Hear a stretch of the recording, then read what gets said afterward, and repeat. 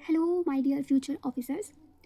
काफ़ी लोगों के दिमाग में शायद जैसा मेरा डाउट होता था वैसे ही काफ़ी लोगों के दिमाग में डाउट होता होगा। तो मैंने सोचा कि क्यों ना मैंने जो गलती करी वो आप लोग ना करें।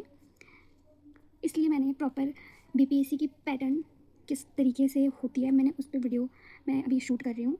ठीक है कि बीपीएससी एग्ज़ाम्स कैसे लेती है, क्या उसका तरीका है एग्ज़ाम लेने का, कितने सारे पेपर्स होते हैं, क्या क्या क्वालिटी होनी चाहिए एक बीपीएससी एस्पिरेंट में। तो चलिए, समय को मद्देनज़र रखते हुए हम समय को बर्बाद नहीं करेंगे बिल्कुल भी दूसरे यूट्यूबर्स की तरह।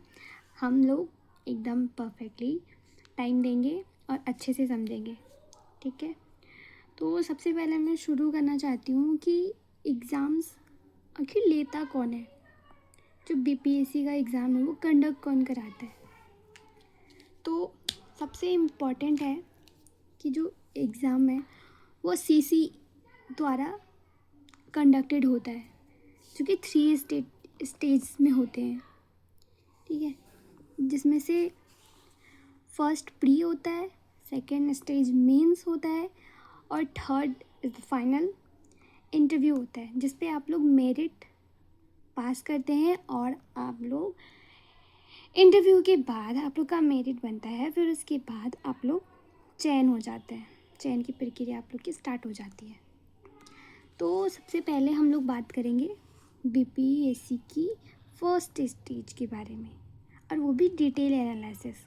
कोई छोटा मोटा वीडियो में नहीं बताऊंगी, क्योंकि आप लोग फिर मेरी वीडियो देखने के बाद फिर आप दूसरों की भी वीडियो देखें और अपना टाइम वेस्ट करें। मैं ये बिल्कुल नहीं चाहती हूँ, क्योंकि मैं रिसोर्स एंड पैटर्न ढूंढने के चक्कर में मतलब मैंने 2 साल अपनी वेस्ट करी है सच्ची में, क्योंकि मैं इतनी कंफ्यूज थी ना कि कैसे स्टार्ट करते हैं, किस तरीके से और कहाँ से स्टार्ट करते हैं। तो 2 साल मैं आप लोग को बचाने वाली हूँ। तो फर्स्ट स्टेज में जैसे कि प्रीलिम्स है, जो 150 मार्क्स की होते हैं और 150 क्वेश्चंस भी होते हैं। इसमें 2 आवर का होता है और एमसीक्यू बेस होता है। इसमें 4 ऑप्शन या 5 ऑप्शन दिए जाते हैं, जिसमें से आपको एक टिक आउट करके उसका आंसर देना है। ठीक है, सब्जेक्ट की बात करें तो इसमें जनरल साइंस होता है, आईआर होता है, भारत और बिहार का इतिहास होता है, जियोग्राफी होता है और इंडियन मतलब हिस्ट्री, इकोनॉमिक्स, पॉलिटी, जियोग्राफी और इंडिया और बिहार, ये दोनों का मिक्स करके पूछा जाता है। ठीक है, और जनरल एबिलिटी भी होती है, जैसे कि मैं बता दूं। और मैंने ये सारी details Bihar public service commission की वेबसाइट से, ऑफिशियल वेबसाइट से कलेक्ट करी है। और मैं नहीं चाहती कि आप लोग इस सब के चक्कर में अपना टाइम वेस्ट करें, जैसा कि मैंने किया। मैं ये बिल्कुल भी नहीं चाहूँगी कि मेरे जैसे बच्चे और अपना टाइम वेस्ट करें। तो इसलिए मैंने ये बहुत ही इजी वे में समझाने की कोशिश कर रही हूँ। तो प्रीलिम्स में जो हमने सब्जेक्ट बताया उसको थोड़ा डिटेल में जान लेते हैं। तो सबसे पहले जनरल साइंस की अगर हम बात करें तो इसमें रोज़मर्रा के जीवन में विज्ञान की सामान्य समझ, विज्ञान और प्रौद्योगिकी मतलब साइंस एंड टेक की जो हम लोग को नॉर्मल समझ होती है वो होनी चाहिए, उसी से रिलेटेड क्वेश्चन आएंगे। ठीक है, और इंटरनेशनल मतलब करंट अफेयर्स तो आप लोग को लेने ही लेने हैं, सबसे इम्पोर्टेंट है। ठीक है, तो आईआर और नेशनल मतलब इंटरनेशनल रिलेशन और नेशनल राष्ट्रीय और अंतर्राष्ट्रीय दोनों तरीके के करंट अफेयर आप लोग को पढ़ने हैं, और काफ़ी ज़्यादा फोकस के साथ पढ़ने हैं, क्योंकि ये सारे इंटर करेक्ट होते हैं हमारे जीएस के पेपर से। ठीक है, इसको आप लोग को बिल्कुल मिस नहीं करना है, ये वेरी इंपॉर्टेंट पॉइंट है। थर्ड वन इज़ भारत और बिहार का इतिहास। ठीक है, तो इसमें हम लोग बिहार का इतिहास व्यापक पहलू के साथ सामान्य ऐतिहासिक भी समझ हम लोग के पास होनी चाहिए, तब जाके हम लोग थोड़ी अच्छे से इसको क्वालिफाई कर सकते हैं। ठीक है, नेक्स्ट है हम लोग का जियोग्राफी। जियोग्राफी में भी हम लोग का वही सेम थिंग है कि इंडिया और बिहार दोनों का मर्ज होता है प्रीलिम्स में, और हम लोग को इसका वेटेज हाई ही रखना है।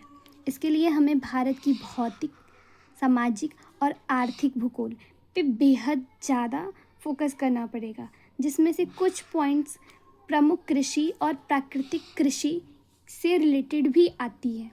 ठीक है, नेक्स्ट अगर हम बात करें तो इकोनॉमिक्स इंडिया बिहार, मतलब इकोनॉमिक्स से भी इंडिया और बिहार में क्वेश्चन आते हैं, जिसमें से हम लोग डिटेल की बात करें तो स्वतंत्रता के बाद बिहार और भारत की अर्थव्यवस्था क्या है, क्या रही और आगे क्या होने वाली है, ये तो हम फ्यूचर में ही बता सकते हैं। फ़िलहाल हम लोग करंट की बातें करेंगे। ठीक है, और नेक्स्ट हम बात करें तो जैसे कि ये पॉलिटी है, पॉलिटी में भी हम इंडिया और बिहार दोनों को पढ़ेंगे। राजनीतिक प्रणाली, पंचायती राज, सामुदायिक विकास और नियोजन।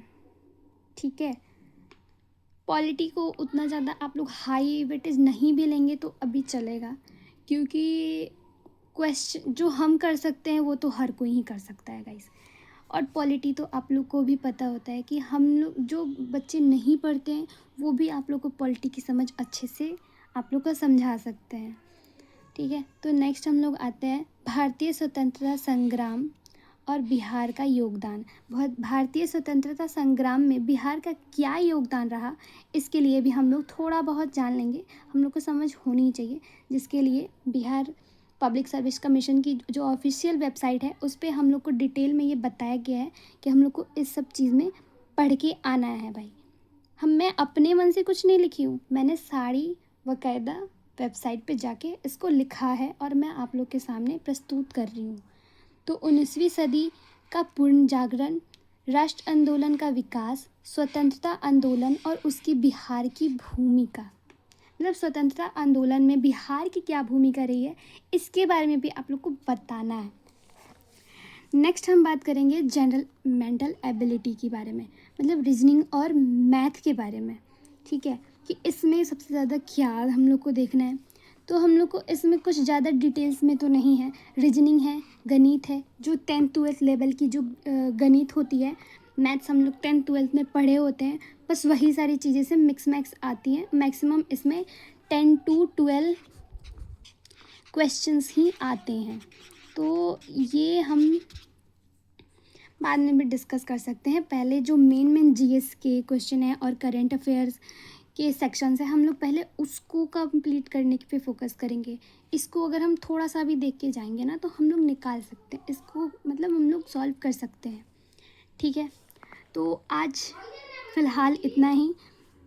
प्रीलिम्स के बारे में मैंने डिटेल्स में बताया, इसके नेक्स्ट पार्ट में मैं आपको मेंस के बारे में भी डिटेल्स में बताऊंगी।